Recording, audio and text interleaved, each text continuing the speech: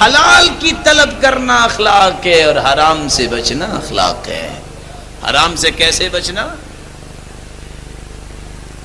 سلف صالحین کی بیویاں اپنے خامدوں کو الوداع کرنے کے لیے دروازوں تک آتی، آج تک وہ آتا ہی نہیں ہے، نہ جانے آتی ہوں، اللہ تعالیٰ ان کو جزائے خیر دے،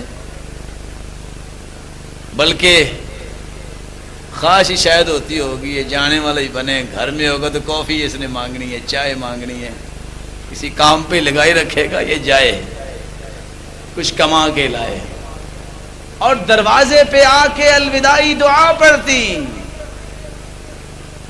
ویسے تو میں کہتا نہیں، لیکن کوشش کر کے دیکھیے گا، بھلا گھر جا کے وزارت الداخلیہ سے پوچھیے گا دعا یاد ہے؟ جس کو دعا یاد نہیں وہ پڑھے گی کیا؟ استودعکم اللہ دینک وامانتک وخواتیم اعمالک، دعا پڑھ کے رخصت کرتی اور کھڑا کرتی یہ بات کہنے کے لیے، ایاک وکسب الحرام، ایاک وکسب الحرام فإنا نصبر على الجوع والضر ولا نصبر على النار۔ دیکھنا جانے والے، حرام سے بچنا، میں اور میرے بچے بھوک اور تنگی برداشت کر سکتے ہیں، حرام کی وجہ سے آگ برداشت نہیں کر سکیں گے۔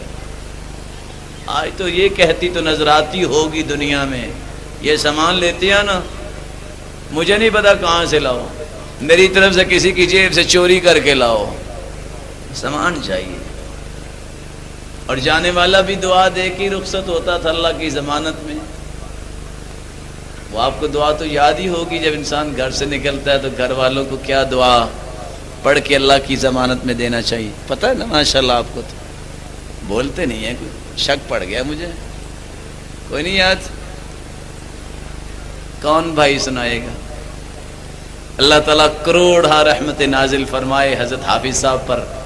وہ فرمایا کرتے تھے، جب بھی کسی سے پوچھا جائے نا جلسہ کیسا ہوا تھا، کہتے کمال ہو گئی۔ کہتے کیسے کمال ہو؟ کہتے چاول بڑے مزیدار تھے۔ یہ نہیں کہ بتاتا مسئلہ کیا ہوا تھا، چاول بڑے مزیدار تھے۔ جی پیارے، یہ تو گھر سے نکلنے کے لیے دعا پڑتی ہے نا، گھر والوں کو ضمانت دینے۔ اصل میں آپ کی شادی نہیں نہ ہوئی، اگر ہوئی ہوتی تو آپ کو تجربہ ہوتا۔ استودع اللہ دینک وامانتک الذی لا تضیع ودائعہ، اے اللہ، اے گھر والوں، میں تمہیں اللہ کی ضمانت میں دے کے جا رہا ہوں۔ جب انسان اللہ کی امانت اور ضمانت میں آ جائے، اللہ کی کسٹڈی میں آ جائے، ضائع ہوتا ہے۔ لیکن ہم دعائیں نہیں پڑھ کے جاتے۔ اللہ ہمیں یہ دعائیں سیکھنے کی توفیق عطا فرمائے، اور اللہ تعالیٰ میرے اس بھائی کی زندگی میں برکت فرمائے، محترم قاری بلال صاحب، اور جتنے بھی میرے بزرگ بیٹھے ہیں، اللہ تعالیٰ ان کو صحت والی اور خوشی والی لمبی زندگی عطا فرمائے۔ اصل بھائیوں، ہم نے ان لوگوں کی قدر نہیں کی، ہم نے نہ ان سے وقت لیا ہے اور نہ ان سے سیکھنے کی خواہش کی ہے۔ وہ دھکے سے جو سنا دے تو سنا دے، ہم نے کبھی خواہش نہیں کی۔ اور یاد رکھنا، اگر ایسے ہی ہم کرتے رہے تو خالی چلے جائیں گے۔ اور میری دعا ہے کہ اللہ سبحانہ و تعالی علماء کی زندگی میں ایسی برکت فرمائے کہ یہ دین کا پھلیرا لہراتے ہی رہیں۔ حرام سے بچنا اور گھر والوں پہ وسعت کرنا۔ آج یورپ اور مڈل ایسٹ کی بات کرتے کرتے ایک مسلمان تھکتا ہی نہیں ہے۔ پتہ ہے یہ یورپی کیا کرتے ہیں؟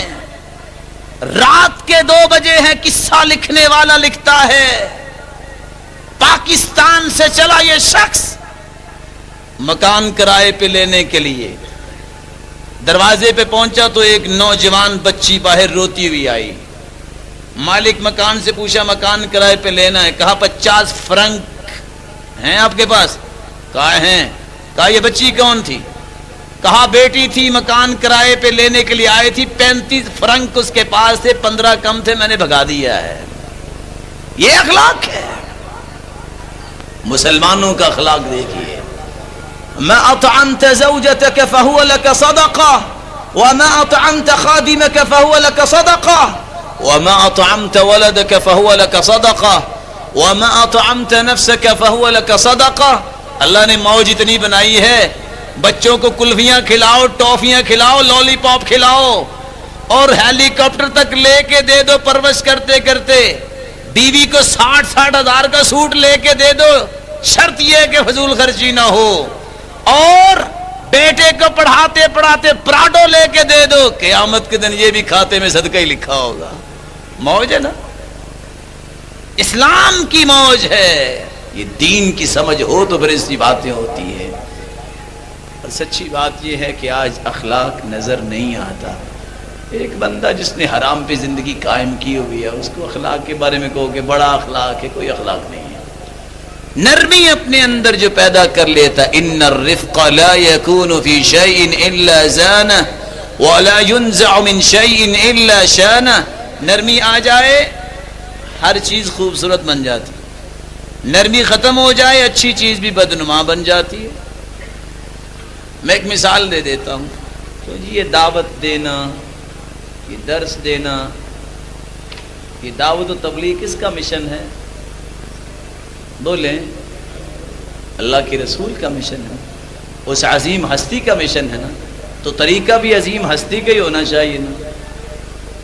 سوء اتفاق یہ ہے کہ آج ہم اس بات کو بھی بھول جاتے ہیں۔ وہ کیا؟ ممبر پہ بیٹھے گالیاں دے رہے ہیں ایسے نوجوان ہیں، ایسے سخی آدمی ممبر پہ بیٹھے جو ہیں وہ تان و تشنیع شروع ہے۔ میں آپ سے پوچھتا ہوں، بچے کو اپنے پاس بلانا ہو تو ٹافی دکھا کے بلاتے ہیں کہ انجیکشن لگانے کو سرنج استعمال کرتے ہیں جی، کہ وہ دکھا کے بلاتے ہیں؟ کوئی بچہ آئے گا؟ یا لاٹھی ہاتھ میں پکڑ کے آئے گا کوئی بچہ؟ ارے بھائی 5 سالہ بچے کو بلانا ہو تو ٹافی چاہیے، تو 50 سالہ انسان جو نماز نہیں پڑھتا، جس کا عقیدہ درست نہیں ہے، وہ دینی طور پہ تو بچہ ہی ہے نا۔ اس کو بھی بلانے کے لیے جب تک تم نرمی اور اخلاق اختیار نہیں کرو گے، قریب نہیں آئے گا۔ میری بات کو محسوس نہ کرنا، ہمیں تھوڑی سی ماڈیفکیشن کرنی چاہیے۔ یقین مانیے اللہ کا گھر ہے، کتاب و سنت کا منہج اختیار کرنے والا ایسا شخص ہے جس سے بڑھ کے دنیا میں کوئی منہج اللہ نے اتارا ہی نہیں ہے، باوجود اس کے کہ اس سے سچا مسلک کوئی ہے ہی نہیں، لیکن پھر بھی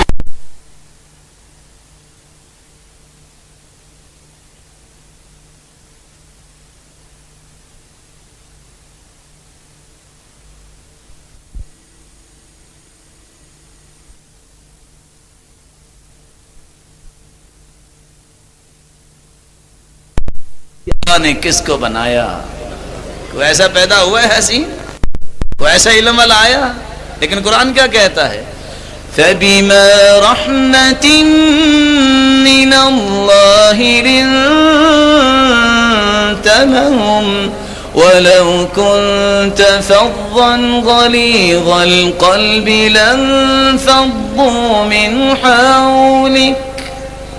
پیارے پیغمبر، اگر تیرے اندر نرمی نہ ہوتی تو یہ اشارہ ابرو پہ گردنیں کٹوانے کے لیے جو تیار بیٹھے ہیں نا تیرے پاس، تیرے وضو کا ایک قطرہ بھی پانی کا نہیں گرنے دیتے، اپنے جسم پہ لگا لیتے ہیں، کوئی بیٹھا نظر ہی نہ آتا۔ اللہ ہمارے اندر اخلاق پیدا فرمائے، نرمی پیدا فرمائے۔ آپ صلی اللہ علیہ وسلم کے پاس جب طفیل بن عمر آئے نا، میں قصہ یہ اس لیے سنایا کرتا ہوں، اس میں سبق پڑھا ہے۔ مکہ میں آئے تو لوگوں نے ایسی ڈس انفارمیشن پھیلائی، اوئے مکے میں ایک جادوگر رہتا ہے، اس کے پاس نہ کہیں چلے جانا، جادو ہو جائے گا تیرے کانوں پہ اگر آواز پہنچ گئی تو۔ وہ بیچارہ اتنا ڈرا تھا، تو طفیل بن عامر دوس قبیلے کا سردار، لیکن ڈبل مائنڈڈ ہو گیا، بازار سے جا کے روئی لی اور کانوں میں ڈال لی کہ نہ بات سنوں گا اس جادوگر کی، نہ جادو ہوگا۔ لیکن جب مسجد میں آیا تو مسجد میں اللہ کے رسول نماز پڑھ رہے تھے، فعجبہ صلاۃ، نماز بڑی پیاری لگی، کہتا یہ بندہ کون ہے، نماز بڑی خوبصورت پڑھ رہا ہے۔ فلما انصرف، جب سلام پھرا تو کہتا ہے من انت، کون ہے آپ؟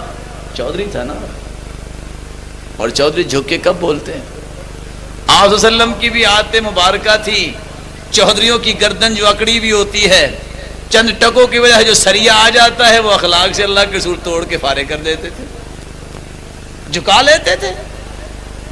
اس نے پوچھا من انت، آپ مسکرائے اور کہنے لگے محمد صلی اللہ علیہ وسلم۔ اب کان میں کیا تھا؟